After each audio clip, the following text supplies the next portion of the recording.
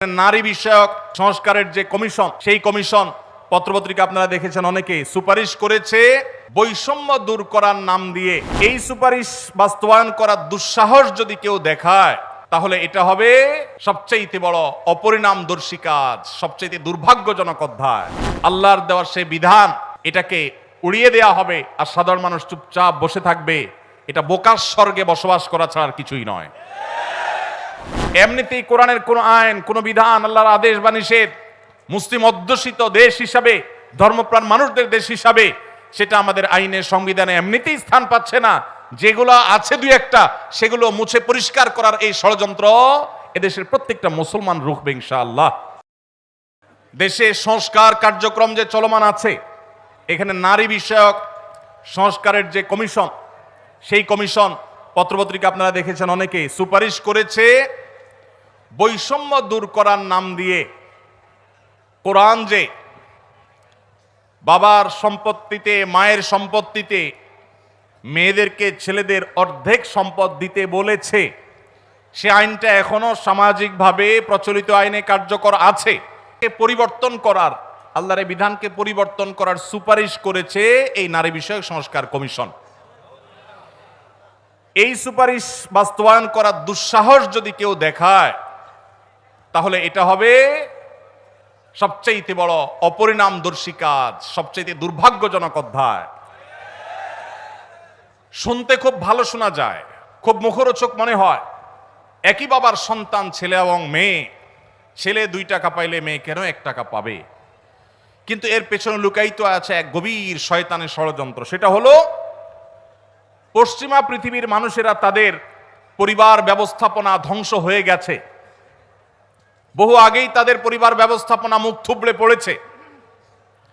আজ এই ভারতবর্ষে শুধু মুসলমান কেন, আমাদের এই অঞ্চলের হিন্দু, খ্রিস্টান, বৌদ্ধ সব ধর্মের মানুষের মধ্যে পারিবারিক বন্ডিং এবং পরিবার ব্যবস্থাপনা, স্বামী স্ত্রীর মধ্যকার সৌহার্দ্য যতটুকু আছে, পশ্চিমারা সেগুলা কল্পনাও করতে পারে না।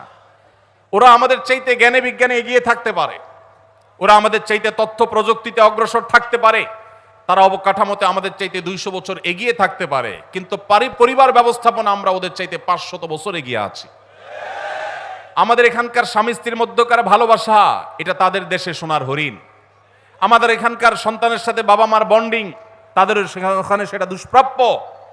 ভাইরা আমার, এই যে সমতার নাম দিয়ে, বৈষম্য দূরের নাম দিয়ে এই যে নতুন প্রস্তাবনা আসছে, এই প্রস্তাবনার মিনিং হলো পরিবার ব্যবস্থাপনাকে ধ্বংস করে ফেলা। কিভাবে সেটা?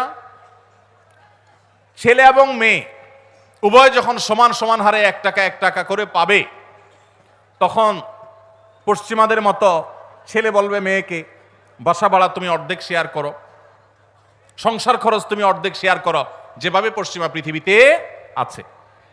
এইটা যদি শুরু হয়, তখন পরিবার ব্যবস্থাপনা ওদেরটা যেরকম ধ্বংস হয়েছে, আমাদেরটাও ধ্বংস হওয়া অনিবার্য হবে। দুইজনকে ঘরের বাহির হতে হবে। এটা হলো স্বামী স্ত্রীর মধ্যকার রেষারেষি শুরু হওয়ার একটা সূচনা, একটা সূত্রপাত, যে তোমার কাছেও 2 টাকা আছে, আমার কাছেও 2 টাকা আছে, তাহলে সংসার খরচ আমি দিলে তুমি কেন দিবা না, তোমাকেও দিতে হবে। এখন আল্লাহ রাব্বুল আলামিন যে সুন্নাতুল্লাহি ফিল আরদ, পৃথিবীতে আল্লাহর যে নিয়ম রেখেছেন, পুরুষরা বাহিরের দিকটা সামলায়, মেয়েরা ভেতরের দিকটা সামলায়। পুরুষরা বাহিরের জগৎটাকে দেখে, মেয়েরা ভেতরের জগৎটাকে দেখে।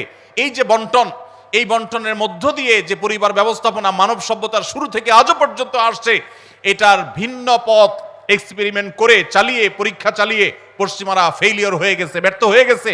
এখন আমাদের সমাজকে ব্যর্থ করার অপচেষ্টা এদেশে তাদের কিছু দোসররা করছে এবং তারা এই কাজে লিপ্ত আছে।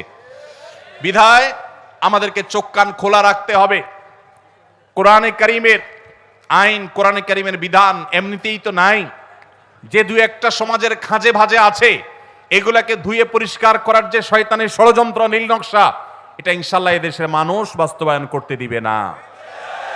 এদেশের মানুষ দিনকে যতটা ভালোবাসে, ফু মেরে, তুড়ি মেরে সংস্কারের নামে আল্লাহর দেওয়ার সেই বিধান, এটাকে উড়িয়ে দেয়া হবে আর সাধারণ মানুষ চুপচাপ বসে থাকবে। এটা বোকার স্বর্গে বসবাস করা ছাড়া আর কিছুই নয়। এমনিতেই কোরআনের কোন আইন, কোন বিধান, আল্লাহর আদেশ বা নিষেধ মুসলিম অধ্যুষিত দেশ হিসাবে, ধর্মপ্রাণ মানুষদের দেশ হিসাবে সেটা আমাদের আইনে সংবিধানে এমনিতেই স্থান পাচ্ছে না। যেগুলো আছে দুই একটা সেগুলো মুছে পরিষ্কার করার এই ষড়যন্ত্র এদেশের প্রত্যেকটা মুসলমান রুখবে ইনশাআল্লাহ। ভাইরা আমার, এই জন্য আমাদেরকে চোখ কান খোলা রাখতে হবে, আমাদেরকে সতর্ক থাকতে হবে। তবে সেই সাথে আমাদের এও মাথায় রাখতে হবে, মা বাবার সম্পদে বোনদের অধিকার, এটাকে আমরা অনেক পুরুষরা বঞ্চিত করছি, তাদেরকে অধিকার দিচ্ছি না। যেটুকু কোরআন বলেছে সেটুকুর বাস্তবায়ন হলেই সমাজ শান্তিতে পরিপূর্ণ হয়ে যাওয়ার কথা, কিন্তু সেটা বাস্তবায়ন করার নাম নাই, সেটাকে পরিবর্তন করার বরং চেষ্টা চলছে। ভাইরা আমার, আল্লাহ রাব্বুল আলামিন আমাদেরকে নারী পুরুষের মধ্যে সমতা বিধান করতে বলেন নাই, ন্যায্যতা বিধান করতে বলেছেন। কি করতে বলেছেন? সমতা। ইসলাম সমতার কথা বলে না, ন্যায্যতার কথা বলে। সব সময় সমতা মানুষের ন্যায্যতাকে নিশ্চিত করে না, সব সময় সমতা মানুষের ন্যায্যতাকে নিশ্চিত করে না। এই জন্য ইসলাম ন্যায্যতা কথা বলেছে। ন্যায্যতা এটা থাকতে হবে, সমতা থাকা জরুরি নয়। আল্লাহ আপনাকে একটা ছেলে দিছে, একটা মেয়ে দিছে। ছেলেটার জ্বর হয়েছে, তাকে নাপা খাওয়াইছেন 103 ডিগ্রি জ্বর। মেয়েটার শরীরে কোনো জ্বর নাই, সুস্থ মানুষ।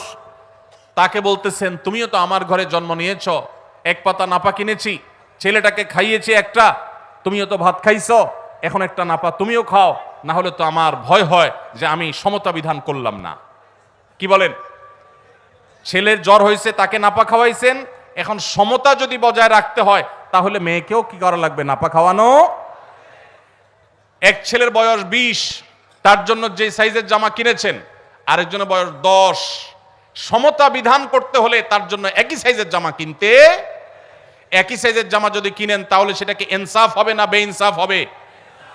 ইসলাম এই মুখরোচক, সস্তা, শুনতে শুধু ভালো শোনা যায় এরকম সমতা নারী পুরুষের মধ্যে করতে বলে না, ন্যায্যতাকে নিশ্চিত করতে বলে। আপনি কোথাও আপনার ছেলে মেয়েদেরকে কোনো ভালো কিছু দেখাবার জন্য নিয়ে গেছেন, দুইজন ছেলে বা একজন ছেলে একজন মেয়ে গেছে, একজন বড় একজন ছোট, একটু উপরে উঠে দেখতে হবে। সেজন্য যে বড় 15 বছর বয়স, তার দেখার সুবিধার জন্য 3টা ইট দিয়ে বলেছেন তুমি এবার দাঁড়াও, সে দেখতে পাচ্ছে। এখন যার বয়স 5, তার জন্য যদি 3টা ইট দেন সে কি দেখতে পাবে? কিন্তু যেহেতু বড়জনকে 3টা দিবেন, ছোটজনকেও 3টা দিবেন, ছেলেকে 3টা দিবেন, মেয়েকেও 3টা দিবেন, এটা হলো সমতার দাবি। আর ন্যায্যতার দাবি হলো যার 3টা লাগে তারা 3টা দিবেন, যার 6টা লাগে তাকে 6টা দিবেন। এটা হলো ন্যায্যতা। ইসলাম নারী পুরুষের মধ্যে ন্যায্যতা নিশ্চিত করতে বলে, সমতা নয়। পশ্চিমারা যে সমতার কথা বলে এটা মুখরোচক, বস্তা পচা, সস্তা স্লোগান। এই স্লোগান কখনো ইনসাফ প্রতিষ্ঠা করতে পারে না। পশ্চিমাদের সমাজ ব্যবস্থা ইনসাফ প্রতিষ্ঠা হয় নাই। নারীরা মুসলমানদের চাইতে 1000 গুণ বেশি নিগৃহীত, নিষ্পেষিত। আমাদেরকে বুঝতে হবে এবং ধারণ করতে হবে।